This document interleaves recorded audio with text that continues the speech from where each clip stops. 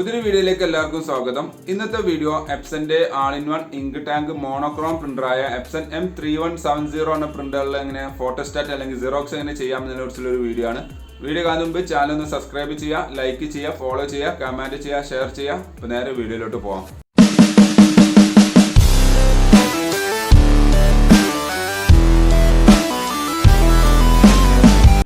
വളരെ സിമ്പിളായിട്ട് ഈ മോഡൽ പ്രിൻ്ററിൽ എങ്ങനെ ഫോട്ടോസ്റ്റാറ്റ് എടുക്കാം അല്ലെങ്കിൽ Xerox എങ്ങനെ എടുക്കാം എന്നതിനെക്കുറിച്ചുള്ളൊരു വീഡിയോ ആണ്. ഈ മോഡൽ പ്രിൻ്ററിന് രണ്ട് വഴിയിലൂടെ നിങ്ങൾക്ക് സ്കാൻ ചെയ്യാൻ സാധിക്കും. അതായത് നമുക്ക് ആദ്യം ഫോട്ടോസ്റ്റാറ്റ് എടുക്കണമെങ്കിൽ നമ്മൾ വെച്ച ഡോക്യുമെൻറ്റ് സ്കാൻ ചെയ്തിട്ടാണ് ഫോട്ടോസ്റ്റാറ്റ് വരുന്നത്. അപ്പോൾ സ്കാനിങ്ങിന് രണ്ട് മെത്തേഡാണ് ഉപയോഗിക്കുന്നത്. നോർമൽ എല്ലാ പ്രിൻ്ററിലുള്ള പോലെ തന്നെ ഈ സ്കാനർ ടാബിൾ വരുന്നുണ്ട്. അതായത് നമ്മളെല്ലാവരും ഉപയോഗിക്കുന്നത് ഈ ഗ്ലാസിൻ്റെ മുകളിൽ ഡോക്യുമെൻറ്റ് വെക്കുക, അത് സ്കാൻ ചെയ്യുന്നതാണ്. ഡോക്യുമെൻറ്റ് വെക്കുന്ന സമയത്ത് ശ്രദ്ധിക്കുക, ഈ ഒരു കോർണറിലേക്ക് അടുപ്പിച്ചാണ് വെക്കേണ്ടത്. രണ്ടാമത്തെ മെത്തേഡ് ഈ മുകളിൽ കാണുന്ന ഈ ADF യൂണിറ്റ് വഴി നിങ്ങൾക്ക് സ്കാൻ ചെയ്യാൻ സാധിക്കുന്നതാണ്. ഇവിടെയും നിങ്ങൾക്ക് ഡോക്യുമെൻറ്റ് വെച്ചുകൊണ്ട് ഉപയോഗിക്കാം. പക്ഷേ നോർമൽ ഏറ്റവും എല്ലാവരും ഉപയോഗിക്കുന്നതും ഏറ്റവും കൂടുതൽ ഫാസ്റ്റ് ഉള്ളതും ഈ സ്കാനർ ടാബിൾ ആയിരിക്കും ഉണ്ടാവുക.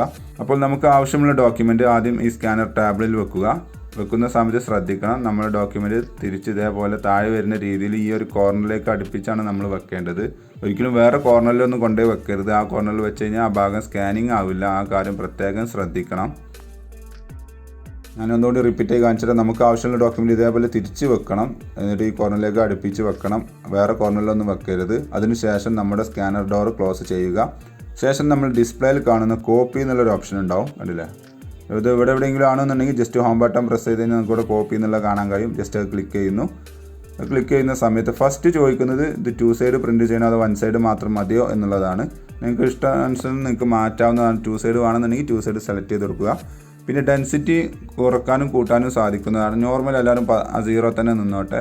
പിന്നെ നമ്പർ ഓഫ് കോപ്പീസ്, എത്ര കോപ്പി നിങ്ങൾക്ക് വേണമെന്നുള്ളത്, ഫോട്ടോ കോപ്പി എത്ര വേണമെന്നുള്ളത് നിങ്ങൾക്ക് ഇവിടെ സെലക്ട് ചെയ്ത് കൊടുക്കാം. അത് ആവശ്യമില്ലെങ്കിൽ അതിൻ്റെ അടുത്ത് കാണുന്ന സി എന്ന് പറഞ്ഞാൽ ക്ലിയർ എന്നാണ്, അത് സെലക്ട് ചെയ്യുക.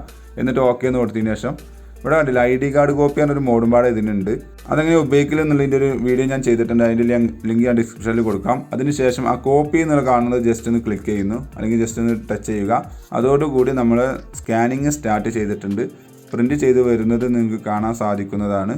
ഓക്കെ, പ്രിൻറ്റ് ചെയ്ത് വന്നിട്ടുണ്ട്. നമുക്ക് ആ ഡോക്യുമെൻറ്റ് ജസ്റ്റ് ഒന്ന് ചെക്ക് ചെയ്ത് നോക്കാം. ഞാനിപ്പോൾ നമ്മൾ ഒറിജിനൽ ഡോക്യുമെൻ്റാണ് എടുത്തിട്ടുള്ളത്. ഇനി നമുക്ക് പ്രിൻറ്റ് ചെയ്ത് വന്ന ഡോക്യുമെൻറ്റ് നോക്കി നോക്കാം. യെസ്, പ്രിൻറ്റ് ചെയ്ത് വന്ന ഡോക്യുമെൻറ്റ് കണ്ടോ, സെയിം ക്വാളിറ്റി തന്നെയാണ് പ്രിൻറ്റ് ചെയ്ത് വന്നിട്ടുണ്ട്.